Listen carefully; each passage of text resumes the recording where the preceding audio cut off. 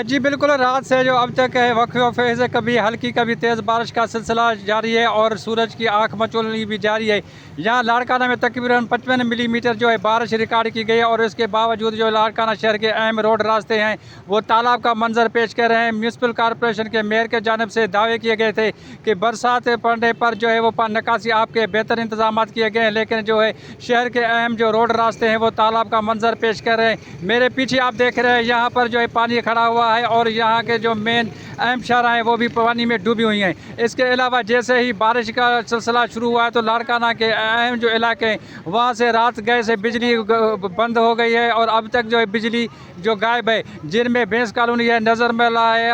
इलाहाबाद है और दीगर जो इलाके हैं उनकी बिजली गायब है जो ताहाल अभी तक नहीं आ सकी है। तो शहरियों का यही कहना है कि जो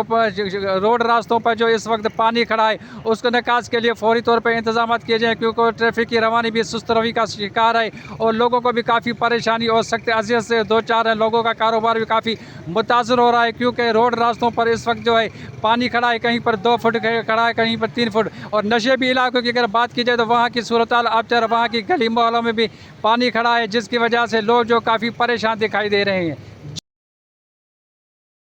मज़ीद न्यूज़ एंड अपडेट्स के लिए इस चैनल को सब्सक्राइब करें।